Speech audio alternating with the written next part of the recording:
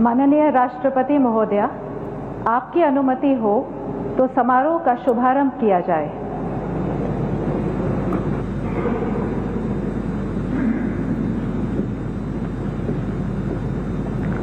भारत के मुख्य न्यायमूर्ति Shri Sanjeev Khanna.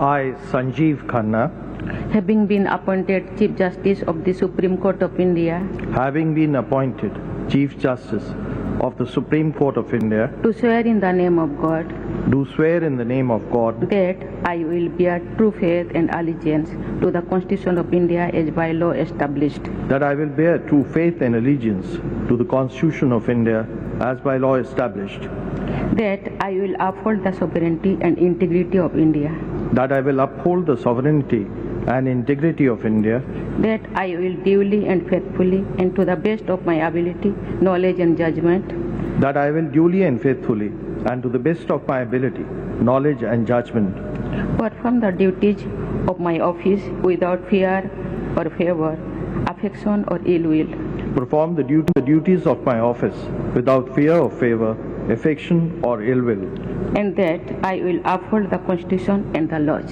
and that I will uphold the Constitution and the laws.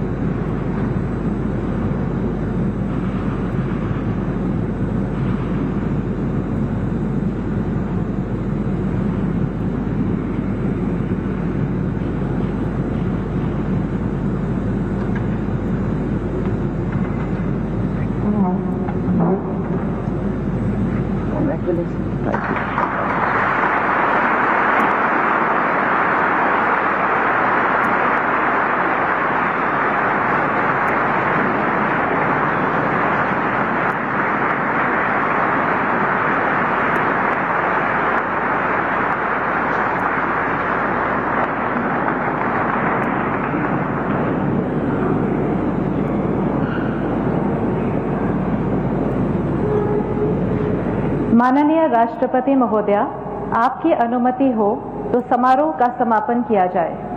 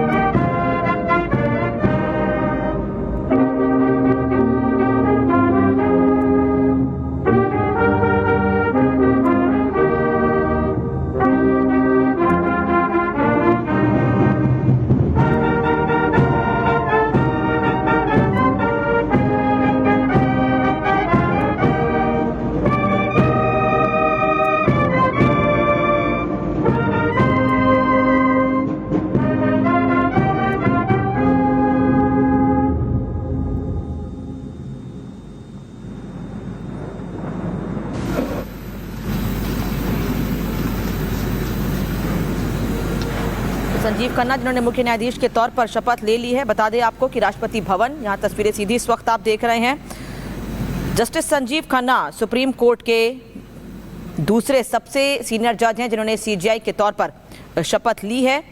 बता दें आपको कि वो 6 महीने तक अपने पद पर रहेंगे। डीवाई चंद्रचूड़ के रिटायर होने के बाद सीजेआई के तौर पर सुप्रीम कोर्ट के मुख्य न्यायाधीश के तौर पर आज संजीव खन्ना ने शपथ ली है।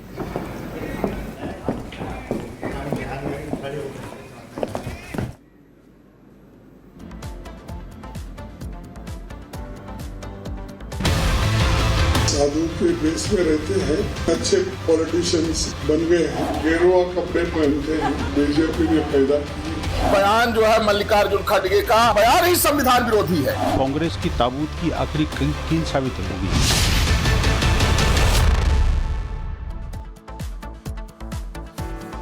लेकिन अब पूरे देश भर में सवाल यही खड़ा हो रहा है कि आखिर कांग्रेस को भगवा संस्कृति से हमारे नफरत है क्या? क्योंकि मल्लिकार्जुन खड़गे का जो बयान है, इस समय कई साधु संतों में नाराजगी दिखाई दे रही है।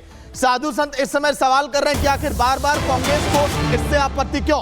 बड़ी खबर, खड़गे के बयान पर ब्रजेश पाठक ने भी हमला बोल दिया है। चौतरफा कांग्रेस को इस बयान पर घेरा जा रहा है। इस समय प्रयागराज में कई संतों में नाराजगी है। खड़गे ने सनातन संतों का अपमान किया है।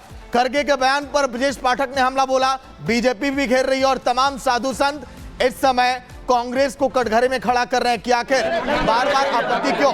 क्योंकि खड़गे के बयान के बाद प्रयागराज में देखिए इस बार महाकुंभ है, उसको लेकर अब ये कि आखिर भगवा से नफरत क्यों? कांग्रेस की बार बार आदत ये क्यों नजर आती है? भगवा का अपमान क्यों? साधु महात्माओं के खिलाफ, सनातन संस्कृति के खिलाफ बयानबाजी की है। मैं उसकी घोर निंदा करता हूं।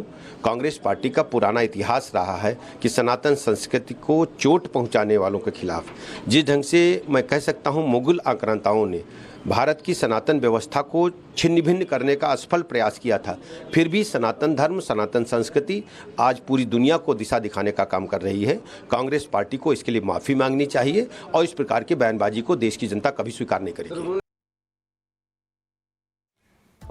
तो जिस तरीके से सियासत इस वक्त भगवा पर देखी जा रही है, उसके बाद बयानबाजी का जो दौर है वो भी बहुत ज्यादा देखा जा रहा है। और इस बयानबाजी के दौर में ब्रजेश पाठक ने भी बयान पर हमला बोला है। उन्होंने कहा है कि जिस तरीके से साधु संतों पर टिप्पणी की जा रही है वो गलत है। उधर आपको ये भी बता दें कि ओपी राजभर ने भी कांग्रेस पर निशाना साधा है। लगातार एक के बाद एक जो बयानबाजी है वो सामने आ रही है।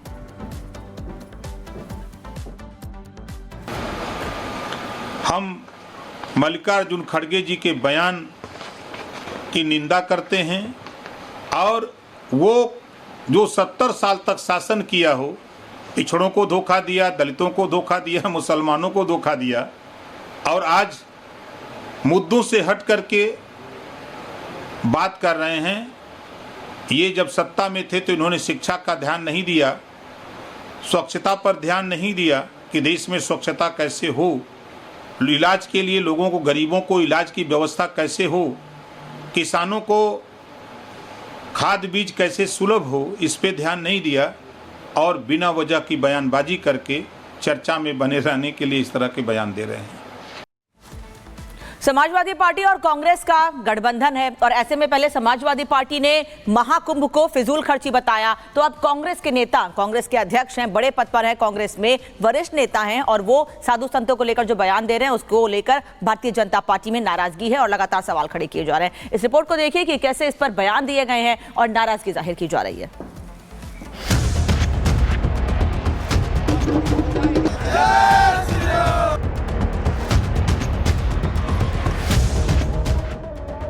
रंगों ने चुनी सियासत या सियासतदानों ने चुने रंग? आज भी ये बड़ा सवाल है, क्योंकि वक्त के साथ सियासत के रंग तो बदले लेकिन रंगों को लेकर सियासत नहीं बदल पाई। भारत की राजनीति में रंगों की बड़ी भूमिका है। यहाँ भगवा, हरा, नीला, लाल, पीला, गुलाबी समेत सभी रंग किसी न किसी राजनीतिक विचारधारा या आंदोलन के प्रतीक हैं।